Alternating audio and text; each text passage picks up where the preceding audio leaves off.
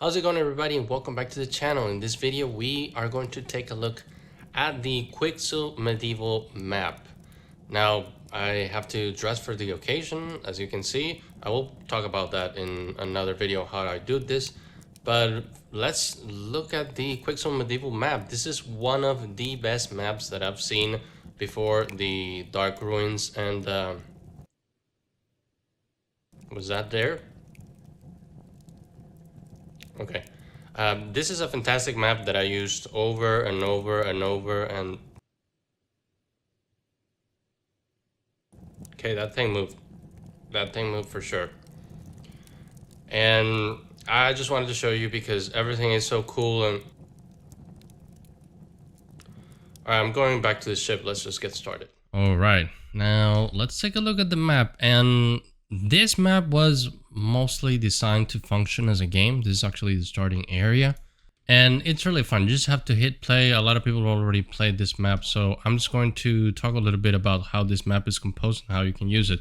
First is a red block is the blocking path of where you can walk around in this map. You can actually see, you don't actually see them when you're playing the game, but it's when you are walking around. And the creature that you saw in the intro is this one right here. If you played the game, I'm not going to spoil that for you, but if you play the game, you probably will understand why I use this. You can see the birds over here are actually just standing there.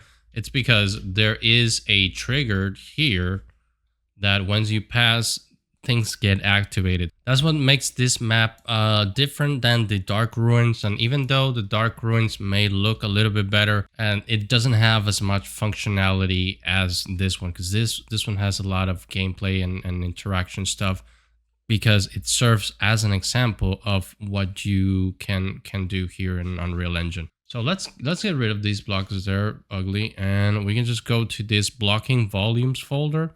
Just right click and select all descendants, and just I just tap the key of H for hide, and they are gone.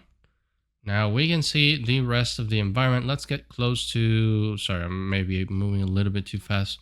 One of the things about this map is that it has a lot of virtual textures. When you have a map this big with these many assets, virtual texturing is a must. And this is also composed of various things. Like if I click here, you can see that this is actually a path that, let's see if we can grab this and we can move the path. Let's see if it doesn't crash. There you go. You can see that I moved the path. This map, it's very heavy, so you might need a good computer. These are some audio cues that are around here. I think this part of the map, it's pretty good looking.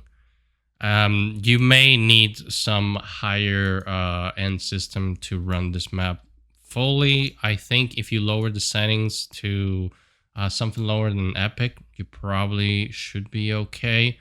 This is also a good example for how the foliage moves with the wind, because there are several wind assets here.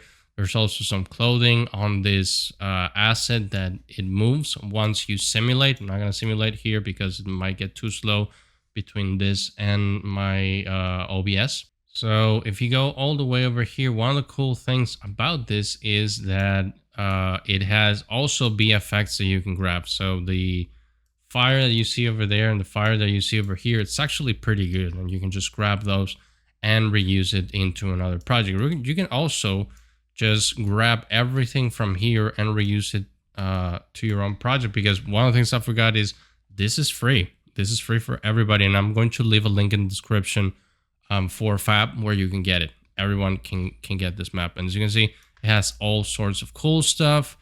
If you want to do a medieval environment, you don't have to use this map. You can just use the assets inside this map and recreate your own medieval environment. You can use them separately, or you can use them modularly, meaning you can just grab this whole house and port it to another level and migrate it to another project. As you can see, I think the fire looks pretty good. And the fire, it's not only fire, but it also has a little bit of light. And I'm guessing this guy is here for scale. You can see those kinds of things that sort of remind me of The Witcher, Wanted, Monster Hunter. So it's very Witcher inspired. Now, usually if you're playing this, you're supposed to go this way, this route through this forest. And over here, it actually changes the time of day. It changes lighting and it looks a little bit creepier. Kind of what you're seeing right now. It has this totems all around here.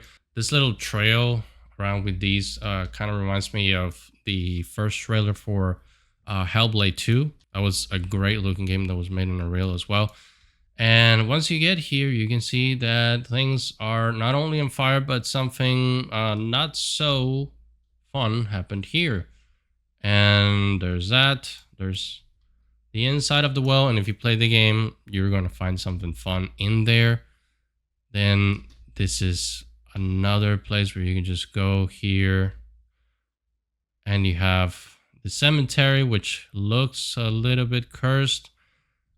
I don't know if you're... I think you're not supposed to be here because this asset is just sticking out. So maybe you're not supposed to be here.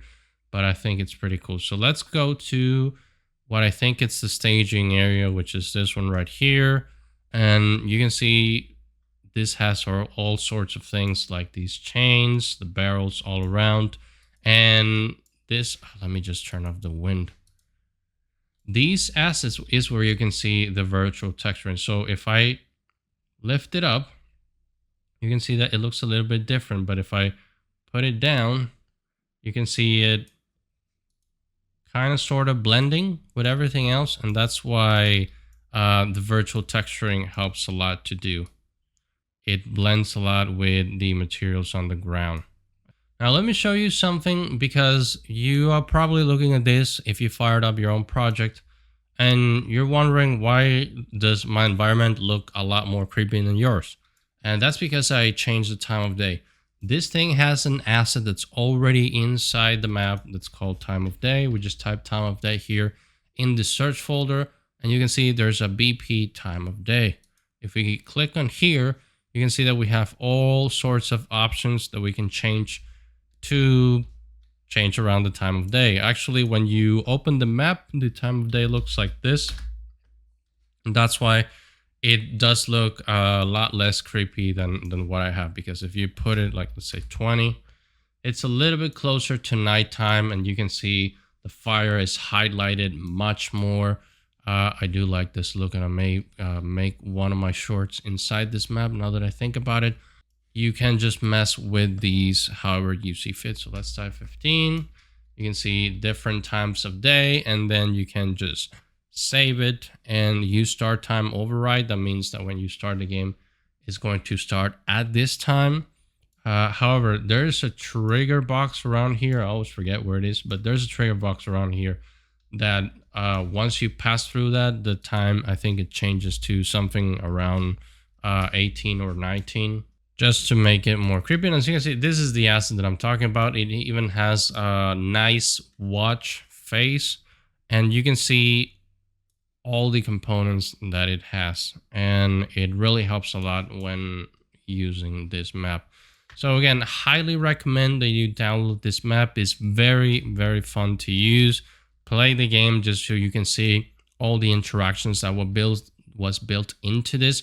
Because this map is not only about the environmental assets, it's also about the VFX. I think this fire looks pretty good. And also about the interactivity. All right, everybody. Thank you so much for watching. Remember to hit that like button, hit that subscribe button. We're trying to grow again from scratch. Leaving a comment does help a lot to bring this channel out on YouTube. All my socials are downstairs, the Discord, the X, and I'll see you in the next one.